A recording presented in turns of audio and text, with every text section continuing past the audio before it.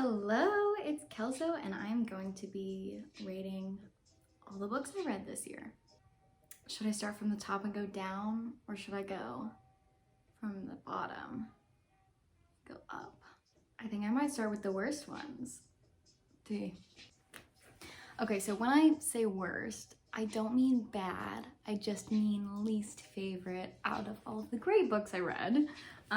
Keeping it positive. Okay, let's put these on. I actually can't see, but these are blue light glasses. I'm wearing my contacts. I just thought that they looked cool with this outfit, so. First up, we've got Survive the Night by Riley Sager? I don't know. This was a recommendation by a friend. I did like this book, however, the twist in it, which I will say, the majority of the problems that I have with books is that I predict too much of what happens. This twist I did not predict, but I didn't like it. It just felt like really out of left field and just like not believable. She decides, because of like circumstances that they explain in the book, she's gone through some like trauma. She feels like she can't stay in her dorm. She accepts a ride from a stranger that is going in the same direction that's just going to drop her off. However, this road trip is quite long. You and her are trying to figure out if this person has malicious intent or if it's just kind of in her head, which is so interesting. Like, I really like how a lot of this book was written. But like I said, there's a twist in it at the end. It was not my favorite. Really cool concept though, I will say. Next, I have Midnight Library. I read this for my book club. I'm really glad that I read it for the book club because I read it and absolutely hated it initially. I just felt like it was so predictable, and issues and points that it brought up in the story, I felt like I didn't need to hear. However, after talking to my book club, this book, which I will say, this isn't like a spoiler or anything, I'm pretty sure it says it in the synopsis, this book does center around suicide. So trigger warning there. The way that it was executed, I don't know if it's because I listened to the audiobook instead of actually reading it, if it would have been more moving. Like I said, it felt predictable, but in my book club, I did have someone say that her sister was really going through a lot of the same issues that this narrator was dealing with, and it really helped her. So I don't think that this is a bad book, I just don't think that it was meant for me. I would recommend reading this book still. I've heard a lot of really good things about it, and just because it didn't hit me in the same way that it does other people doesn't mean it's not a good book that is still valuable. Okay, next I have a couple of Agatha Christie books. Again, they're not bad. However, this one and Then There Were None, I will say, if I had never heard of the premise of this book before, I would have absolutely eaten it up. Like, this would have been in my top tier. But having said that, I have seen this storyline play out in like parodies or whatever. Like, there was an episode of Family Guy that was exactly this book basically, and so reading through it, I kind of felt like I already knew it was gonna happen, but it was short and it was like a fun read. The other one is an Agatha Christie novel, Murder on the Orient Express. I have not seen the movie. Did not know what was gonna happen in this one. I didn't predict it either. But I will say this one felt like it just kind of dragged on until the end. But I do have another one of her books that I did really like that I will talk about in a second. Okay, the last one in this like bottom tier is Helter Skelter. It's about the Charles Manson murders, and this book was honestly really good. It was really interesting. It was a nonfiction. Just because it was a nonfiction book, it was long. There was a lot of information about this case, so it just took me a really long time to finish it, but I will say I did really enjoy it, and it gave me like a lot of insight on this. But yeah, I liked this book. There are pictures in it, so trigger warning there, but it was just really interesting. If you like true crime, give this one a read. Okay, there's a lot in this one. Tier 2, we'll call it.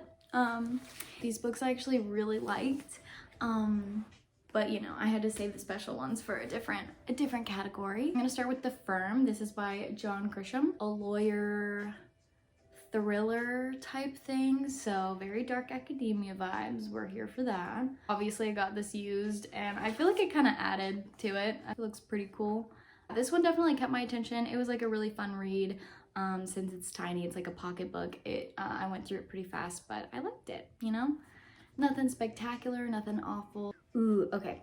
So Sherlock Holmes, this is volume 1, I'm pretty sure. This has so many stories in it, so it wasn't like, it was cohesive. However, if you wanted to take a break, which I did often because it is a bit of a thick one, like this is a completely separate storyline, but they are in order, if that makes sense. So there's a ton of them in here. It was like a really good fill the time type of read, especially since I listened to most of it. So like if I was bored in the car doing cardio, like I would be listening to Sherlock. And since it was so thick, it had so much content in there for me to like continue to listen to. And it was nice that there was like very distinct breaks between every story. So it was helpful to like put it down and then come back to it if I ever got tired of it. Okay, of course, Kingdom of the Cursed is in here. The only reason I didn't put this in the top one is because I put the first one in the top one. I did like this one just about as much as the first one. The only reason that I put it in this like second tier is because the initial plot that we were introduced to in book 1 felt like it dragged. Like there was a lot of extra things that filled this book up. And I felt like the initial mystery from the first book didn't progress very much until like the very end of this book. That being said, I went through this super fast. It was a great read. I talked about this in my last video, but I really enjoy this book and I like her writing a lot, so I think I'm going to continue getting more of her books to see if her other series are just as good as this one. Okay, so I read so much in the month of October. I was prime spooky season this year. So I wanted to read a lot of the classics. So I did read Dracula. I did really like it. It was a fun read. It was a little bit different than I was expecting, but I still really liked it. I also really love this cover of it, and the spine is really cool. I feel like it has enough detail to be unique, but like minimal at the same time. I don't know, I might just be picky about my book spines. I would absolutely recommend reading this in October. Spooky season, just like to a T. So going off of that one, I did read Salem's Lot by Stephen King. I actually read this one first. I did really like it, but after having read Dracula, I realized that it was basically Dracula, but just in a different time period. Of course, the ending was a little bit different, but gave me like the exact same feeling that Dracula did, which I did really like, don't get me wrong. Definitely an October kind of feel I would recommend. Okay, next up we've got, this is the Agatha Christie novel that I was talking about that I actually did really like. Definitely had a twist at the end that I was not expecting, that I feel like isn't a trope, which is really nice, because I feel like there's some Agatha Christie novels that were so popular that they kind of became tropes, kind of like what I was talking about with And Then There Were None. This one, however, I did really like, and I liked the twist at the end. It was really good, and I mean, it wasn't like super riveting or anything, which is why it's not in my top tier, but I did really enjoy this one. And it's like super small too, so it's like an easy read, keeps your attention, so would recommend this one. It's The Murder of Rodger Ackroyd. Forgot to say that. All right, we've got some Sarah J. Maas in here now. So I actually did read this entire series minus A Court of Silver Flames, which is probably on my January reading list. This one in particular though, I will say I don't remember what happened at all. So this one was like a fun read, but the second book in the series remains to be my favorite, but I do feel like the next one is gonna surpass that one, hopefully. I definitely want to do a review on the entire ACOTAR series once I finish it with the next one. Okay, the next book, it's so close. It's so close to being on that top tier. So close. This is 12 Nights at Rodger House. Hear me out. I'm pretty sure this is a horror book. Like by the end, I was like, yeah, no, this is straight up horror. The only reason that it's not my top tier is because the entire book does drag a little bit and it doesn't feel like a horror until the last chapter. But let me tell you, when you read the last chapter, I was so disturbed because it changes the whole book. I don't want to give anything away, but basically the premise of this is just there's this writer and he doesn't really believe in supernatural, but he likes to write about it. So he decides to stay 13 nights at a haunted house called Rodger House. Of course, it's called 12 Nights in Rodger House, so you'll have to see what happens and why, you know, it ends a little bit early. The ending, like I said, disturbing. Once you figure out like what's happening and how the entire book is changed by the ending, oh my gosh. If you want to be creeped out, read this book, but you have to get to the end of it. If anyone has read this, please let me know. I do want to know what you thought about it. I really enjoyed it. I was given this as a gift, so I didn't really know what to expect from it at all. I would recommend this for sure. Here they are. Surprise, surprise. They were right in front of you the whole time. These are in order. This being my favorite. This being my 5th favorite. Are we surprised? No. I've already talked about Kingdom of the Wicked. I really like this. I like how the story was set up. I like the plot line. I just found this so easy to read, and it was one of those books that kind of like gets you out of a reading slump. Can't put it down because you want to know how it ends. Ooh, this is a good one. Again, another October read, Frankenstein by Mary Shelley. I thought that I knew this story. I did not. This book was written really well. A misconception that I personally had with this book was that the monster was just like, "Rah," and that Frankenstein wanted to kind of defend him. That is not the plot line at all. He develops like a pretty good level of intelligence, and they have like a lot of discussions that are very provoking, and you really feel for him. And honestly, by the end of this book, I liked the monster better than I liked the scientist, so it definitely doesn't follow the tropes that ended up coming out of this for some reason, which ended up being really good because I had no idea what to expect from this book, but I did really enjoy it. This next one's good. Okay. In Cold Blood by Truman Capote is my favorite book. I've been saying this for years, and I can put it in this video because I reread it this year. I would give it a 4.5 stars out of 5. And the only reason that I wouldn't give it 5, which I didn't remember until I reread it and talked about it because I made my book club read this.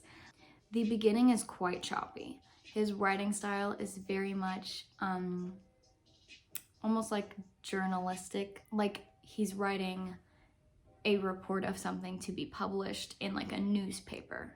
And initially it did bother me because he does start sentences with "and" or "but," which we were all taught that that's wrong. Once you get past this, the actual storyline is so good.